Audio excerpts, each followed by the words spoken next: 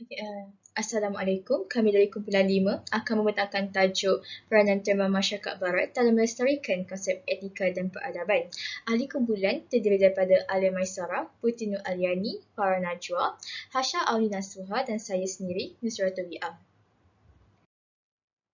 Okey, di sini disertakan subtajuk yang akan kami bentangkan iaitu latar belakang kajian penyataan masalah, objektif kajian, kepentingan kajian, definisi etika dan peradaban dalam konteks masyarakat barat, budaya dan kesenian masyarakat barat, penerapan konsep etika dan peradaban dalam masyarakat barat, pengaruh etika dan peradaban masyarakat barat.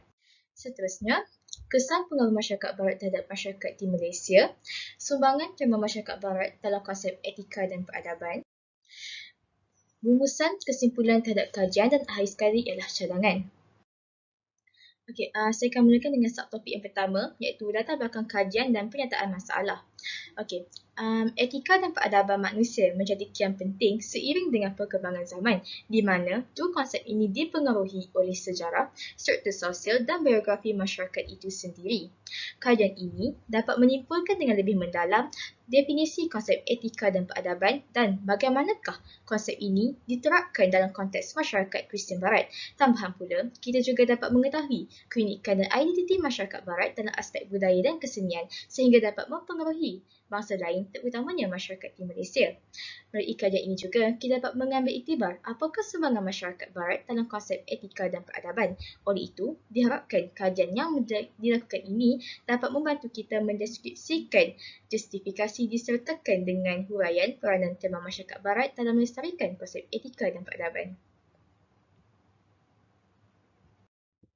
Assalamualaikum dan selamat sejahtera. Saya Alia Maisara binti Mahmud. Saya akan meneruskan pembentangan dengan objektif kajian bagi tugasan ini. Berdasarkan pendataan masalah di atas, matlamat utama kajian ini adalah untuk meneliti dan menganalisis peranan dan pengaruh masyarakat Barat dalam memelihara konsep etika dan peradaban dalam kehidupan manusia. Selain itu, kajian ini juga bertujuan untuk menganalisis nilai-nilai etika dan peradaban yang menjadi tonggak kekuatan serta penyatuan dan perpaduan masyarakat dalam sesebuah negara. Secara lebih khusus, kajian ini adalah berdasarkan objektif berikut. Terdapat 6 objektif kajian yang lebih khusus bagi tugasan ini, iaitu yang pertama, mengkaji latar belakang konsep etika dan peradaban daripada segi definisi mengikut Kamus Dewan, Wikipedia, sejarah perkembangan zaman dan pandangan Islam. Kedua, mengenal pasti budaya dan kesenian masyarakat Barat daripada segi makanan, adat perkahwinan, muzik dan kesusasteraan. Ketiga, mendalami penerapan konsep etika dan peradaban berdasarkan tokoh-tokoh falsafah, kebudayaan, seni bina dan sosial. Keempat, mengkaji pengaruh etika dan peradaban masyarakat Barat terhadap bangsa lain daripada aspek keagamaan, pemakanan dan kesenian. Kelima, menganalisis kesan pengaruh etika dan peradaban masyarakat Barat terhadap masyarakat di Malaysia dalam aspek sosial, ekonomi dan politik. Dan yang keenam, meneliti sumbangan terma masyarakat Barat dalam konsep etika dan peradaban seperti politik, sains dan teknologi, bahasa, seni bina dan sosial. Assalamualaikum dan selamat sejahtera kepada Ustazah dan rakan-rakan. Nama saya Farah Najwa binti Abdul Razak. Hari ini saya akan membentangkan tentang kepentingan kajian, pengaruh etika dan peradaban masyarakat Barat terhadap bangsa lain dan juga cadangan saya berkaitan dengan kajian ini. Jadi kita mulakan dulu dengan kepentingan kajian. Kajian ini dapat memberikan satu gambaran sebenar tentang etika dan peradaban masyarakat Barat atau Kristian yang mempengaruhi masyarakat di seluruh dunia, termasuklah negara kita iaitu Malaysia. Sesungguhnya etika dan peradaban ini meninggalkan kesan yang sangat mendalam terhadap gaya hidup masyarakat kini dalam kehidupan seharian. So, terdapat beberapa kepentingan kajian yang dapat dilaksanakan melalui tugasan ini. Antaranya ialah memberi pendedahan tentang latar belakang etika dan peradaban masyarakat Barat atau Kristian. Seterusnya ialah kesan pengaruh Barat terhadap masyarakat Malaysia dan juga sumbangan masyarakat Barat dalam konsep etika dan peradaban manusia. Selain itu dapat mewujudkan sikap saling menghormati terhadap konsep etika dan peradaban masyarakat Barat atau Kristian yang telah ditetapkan sejak dahulu lagi. Assalamualaikum dan salam sejahtera. Saya Putri Nur Aliani binti Megat Jaafar ingin membetulkan definisi etika dan peradaban dalam konteks masyarakat Barat. Mengikut pandangan Islam, etika dikaitkan dengan tingkah laku yang betul berasaskan Al-Quran dan ketakwaan kepada Allah Subhanahu Wa Taala. Konsep-konsep moral yang mencerminkan tingkah laku seseorang tetapi tidak merujuk kepada amalan kehidupan seharian mereka. Dan etika dan peradaban ini tidak berasaskan kepada tanzil Tuhan atau wahyu Tuhan dan ia adalah berbeza dengan agama.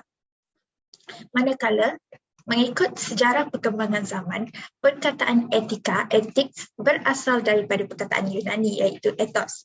Perkataan tersebut didefinisikan sebagai perangai atau kepribadian. Etika boleh dikatakan sebagai prinsip moral atau set prinsip moral dan etika juga merupakan satu sistem dasar adat, akhlak serta tingkah laku atau kesusilaan. Manakala mengikut Kamus Dewan edisi ke-4, ilmu bukan prinsip-prinsip akhlak atau moral dan prinsip moral atau akhlak. Nilai-nilai akhlak yang menjadi pegangan seorang individu atau sesuatu kumpulan.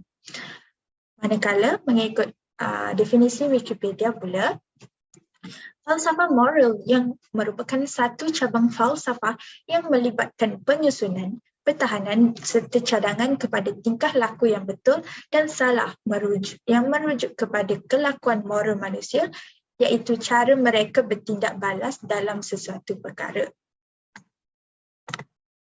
Saya Hasha Aunina Suha akan membentangkan subtopik yang seterusnya iaitu budaya dan kesenian masyarakat Barat. Budaya Barat membawa maksud kepada pengaruh budaya klasik dan Renaissance dalam hal tradisi, hukum dan seni. Konsep budaya Barat sering dikaitkan dengan peradabannya. Kesenian pula bermaksud kemahiran atau kaedah. Setiap manusia mempunyai kebolehan masing-masing yang tersendiri untuk menghasilkan sesuatu dari hasil tangan mereka. Budaya yang pertama ialah budaya makanan masyarakat Barat. Makanan Barat atau Eropah merangkumi makanan Rusia, Amerika Utara, Amerika Latin dan Perancis. Makanan Barat kebiasaannya sering dihidang mengikut turutan dan ia dimulakan dengan appetizer seperti sup, hidangan utama dan pencuci mulut.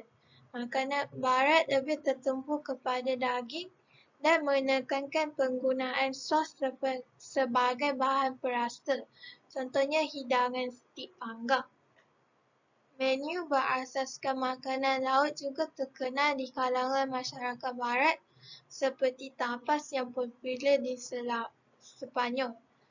Makanan Barat yang popular seterusnya yang berada di Malaysia ialah mengikut gaya buffet. Gaya buffet iaitu pembuka hidangan, hidangan utama dan pencuci mulut dihidang secara serentak. Ini membolehkan mereka untuk mengikut kesuaian masing-masing. Seterusnya, adat perkahwinan masyarakat Barat atau Kristian. Dalam agama Kristian Roman Katolik, perkahwinan dilihat daripada banyak sudut. Perkahwinan iaitu sebagai satu seruan, iaitu panggilan Tuhan yang dianggap oleh ahli teologi. Ahli teologi juga menganggap perkahwinan sebagai salah satu tanda-tanda kepercayaan kepada anutannya. Hukum perkahwinan mengikut asalnya adalah harus di dalam agama Kristian. Perjanjian lafaz adalah asas kepada akad perkahwinan di dalam agama Kristian dan kelazimannya ia dilakukan di gereja. Budaya dan kesenian masyarakat Barat yang seterusnya adalah melalui muzik dan drama. Muzik Barat mula mengalami perkembangan pada zaman Renaissance. Pengubah muzik zaman Renaissance telah menggabungkan semua irama muzik dan menyebabkan muzik menjadi unik dan rumit. Muzik terdapat dalam pelbagai genre, iaitu contohnya muzik pop, muzik klasikal, jazz dan country. Selain muzik adalah drama atau pementasan yang dikenali sebagai opera.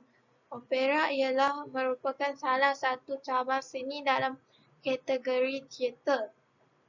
Ia melibatkan nyanyian, lantunan dan muzik. Opera bermaksud kerjasama antara komposer dan penulis. Seterusnya ialah budaya dan kesenian masyarakat barat melalui kesusasteraan. Terdapat ramai penulis pada zaman Renaissance. Mereka mampu menghasilkan tulisan yang bermutu. Mereka menghasilkan karya dalam bidang syair percintaan. Penulis yang terkenal di England pula ialah William Shakespeare. Karyanya masih diterjemahkan dalam bahasa lain dan diadaptasikan ke dalam filem. Contohnya adalah filem Romeo dan Juliet. Saya akan menyambung untuk subtajuk penerapan konsep etika dalam masyarakat barat. Etika dan peradaban adalah dua komponen yang bergerak seiring dan saling melengkapi antara satu sama lain.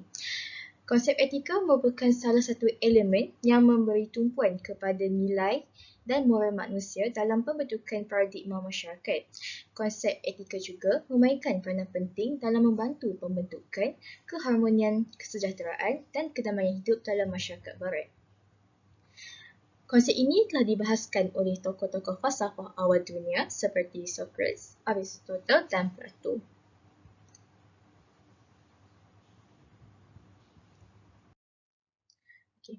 Tokoh falsafah Socrates membahaskan konsep etika dan peradaban ini sebagai suatu konsep keadilan manusia yang kemudiannya telah berkembang dalam pelbagai dimensi kehidupan membentuk satu peradaban manusia. Jika dilihat dari sudut perspektif lain pula, Socrates berpendapat melalui penerapan konsep etika ini sendiri dapat mengawal diri manusia daripada sifat mazmumah sama ada terhadap diri sendiri maupun orang lain. Seterusnya, kepentingan ilmu pengetahuan sebagai kunci utama dalam suatu kepimpinan dapat melahirkan pemimpin yang akan dipandang tinggi dan dijadikan contoh tauladan oleh setiap lapisan masyarakat.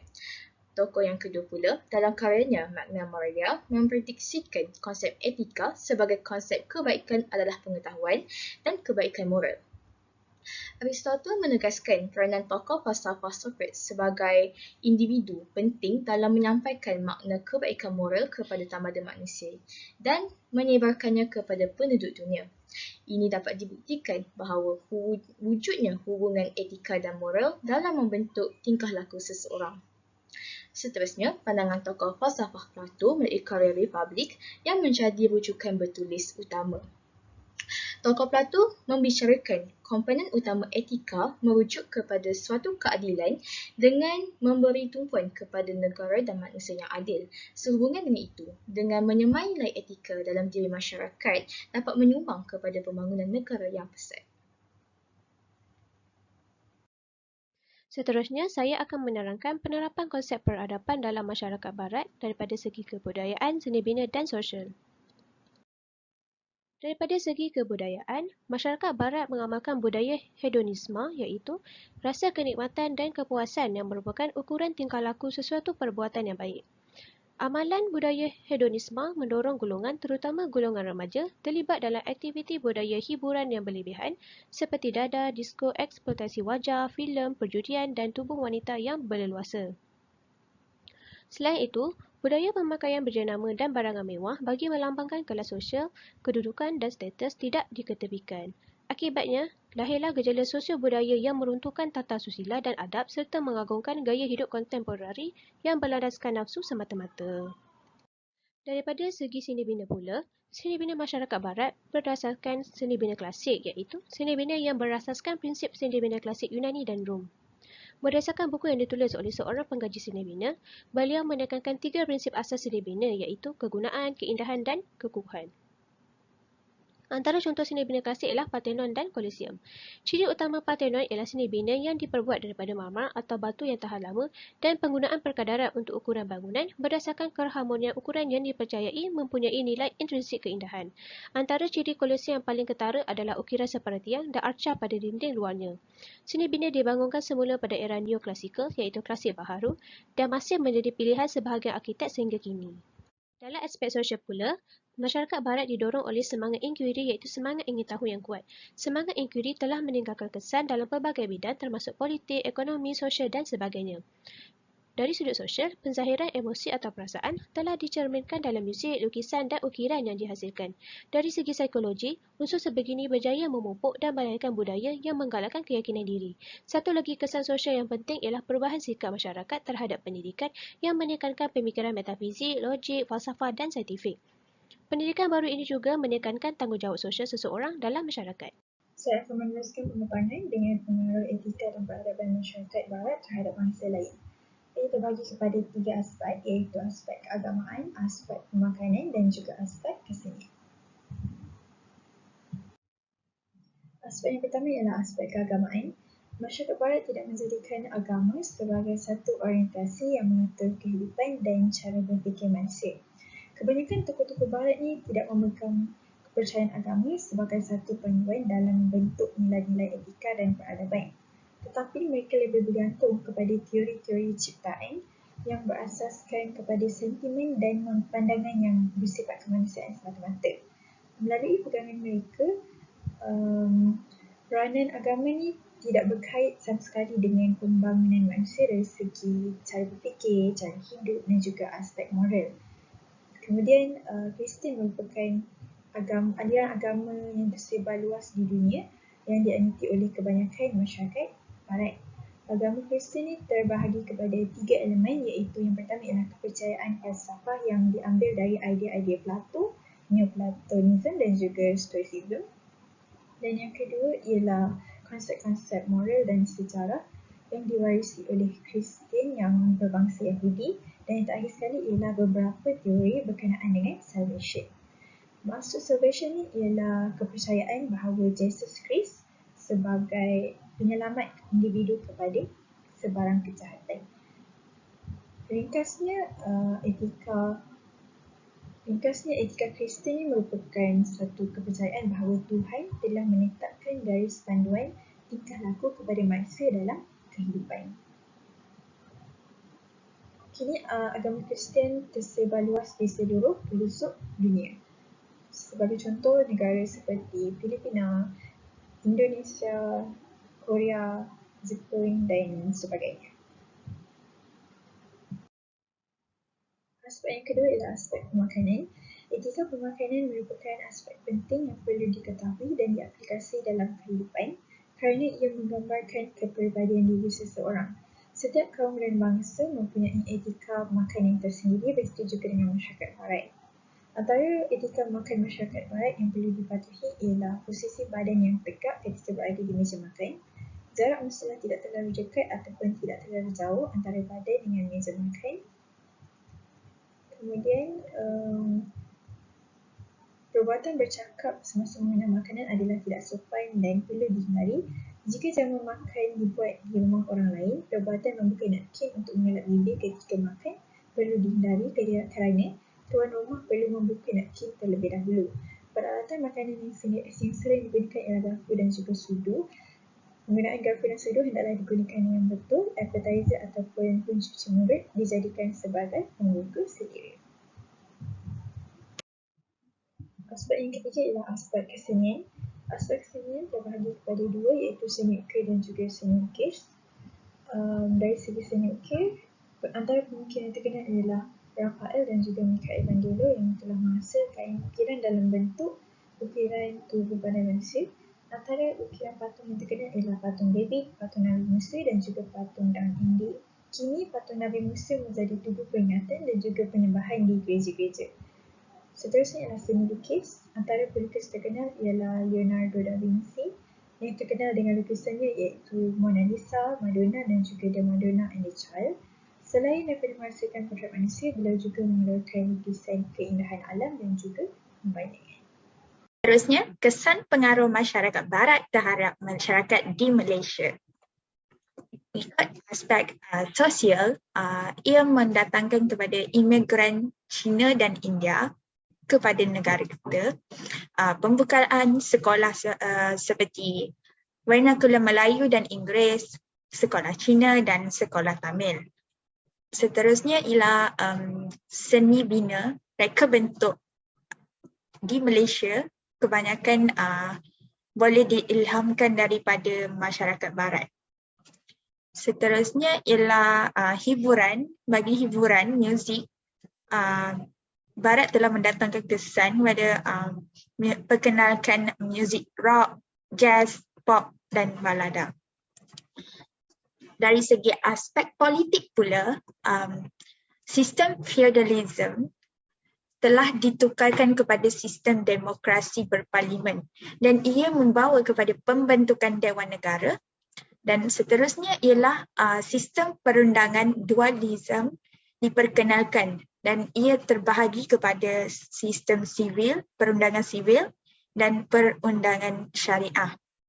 Terdapat juga sebahagian daripada undang-undang Barat diguna pakai di negara kita dan Raja Melayu telah menjadi kepada ketua agama Islam dan penubuhan persatuan bercorak kenegirian ditubuhkan seperti di Pahang dan di Kelantan. Seterusnya dari segi aspek ekonomi pula, pelumbungan biji timah diusahakan oleh imigran Cina, pertanian getah pula diusahakan oleh imigran India dan ia membawa kepada pembinaan landasan kereta api. Ini bagi memudahkan sistem ekspor dan import. Ia memperkenalkan kepada kenderaan bermotor, pengenalan kepada sistem mata wang dan pembinaan pusat kesihatan di bandar maupun di luar bandar. Sistem perubatan juga telah diperkenalkan seperti jururawat, doktor dan pesakit. Seterusnya ialah sanitary board diperkenalkan. Hal ini dapat mendidik masyarakat supaya tidak membuang sampah merata-rata. Seterusnya, saya akan membentangkan untuk sumbangan teman masyarakat Barat dalam konsep etika dan peradaban. Sumbangan masyarakat Barat boleh dilihat melalui beberapa tamadun. Contohnya tamadun Yunani, tamadun Rom, tamadun Inka dan tamadun Aztec. Sumbangan mereka telah menjadi panduan pada masa kini untuk menjalani kehidupan yang efektif. Sumbangan mereka yang pertama ialah dari segi sistem politik. Masyarakat Barat iaitu Rom telah menyumbangkan unsur demokrasi yang telah diwarisi sehingga masa kini melalui sistem republik. Ini kerana sistem republik mereka mempunyai sedikit unsur demokrasi di mana pemilihan ketua negara mereka melibatkan rakyat. Demokrasi masih diamalkan oleh Malaysia sehingga kini. Sistem demokrasi Malaysia ialah sistem demokrasi berparlimen. Seterusnya, sumbangan mereka daripada sudut sains dan teknologi. Tamadun Aztec telah mengukur masa dengan menggunakan kalender dan salah satu kalender mereka bertepatan dengan sistem yang digunakan di seluruh negara. Perkembangan ini berlaku berasaskan pengetahuan tamadun Yunani. Salah satu perkembangan tamadun Yunani dalam bidang sains dan teknologi berlaku iaitu melalui pembinaan perahu dan pembuatan kertas melalui ilmu matematik. Ketika zaman tamadun Yunani, Archimedes juga telah menyumbangkan teori berkaitan isi padu air dan graviti yang telah memainkan peranan pada masa kini. Seterusnya, sumbangan dari segi bahasa dan kesusasteraan. Mulai 800 sebelum Masihi, sastra Yunani berkembang pesat. Ia melalui tamadun Rom yang mula mengubah suai abjad Yunani dan sebarkan perkembangan ini ke barat sehingga sampai ke Asia Tenggara di dalam bentuk tulisan Rumi. Tokoh sastera Yunani yang terkenal pada masa itu ialah Homer dan Hesiod. Karya terkenal mereka ialah Teologi dan Odyssey. Seterusnya, sumbangan mereka dari sudut seni bina dan perancangan bandar. Rancangan bandar tamadun Rom merupakan paling hebat kerana pembinaannya yang terancang dan lengkap dengan kemudahan awam dan infrastruktur. Bandar mereka mempunyai bekalan air bersih iaitu akueduct melalui sistem saliran air bawah tanah. Sumber saluran air ini adalah dari gunung dan berasaskan sistem graviti. Perkembangan perancangan bandar ini telah menjadikan rujukan sehingga pada masa kini. Dalam tamadun Rom, terdapat seni bina yang unik, contohnya Akropolis dan Pantheon. Akropolis dibina bertujuan aktiviti keagamaan, manakala Pantheon bertujuan sebagai tempat pemujaan dan penyimpanan patung. Seterusnya, kesimpulan bagi tugasan ini. Berdasarkan semua yang telah diperkatakan di atas, jelaslah bahawa adab haruslah dibentuk sejak kecil lagi, sama ada dari rumah maupun di tempat orang. Oleh itu, ibu bapa perlu memainkan peranan dalam mendidik anak-anak sejak kecil lagi seperti melentur buluh biarlah dari rebungnya. Nilai-nilai etika ini perlu dihayati oleh semua lapisan masyarakat bagi mencapai keharmonian dan kesejahteraan hidup. Tamadun yang menekankan pencapaian pembangunan yang seimbang antara aspek kebendaan dan bukan kebendaan wajar dijadikan panduan bagi melahirkan warga negara yang berkembang secara holistik. Manusia mencetuskan kemajuan, budaya, pemikiran, inovasi dan ilmu. Keterlestarian etika dan peradaban adalah penting dan mesti dikekalkan sepanjang masa. Menurut pendapat kami, masyarakat Barat ataupun Kristian ini telah memberikan pelbagai impak yang negatif maupun yang positif terhadap negara kita. Impak yang positif tersebut dapat menjadikan negara kita menjadi lebih membangun selari dengan pemikiran modal insan yang tidak lagi seperti katak di bawah tempurung.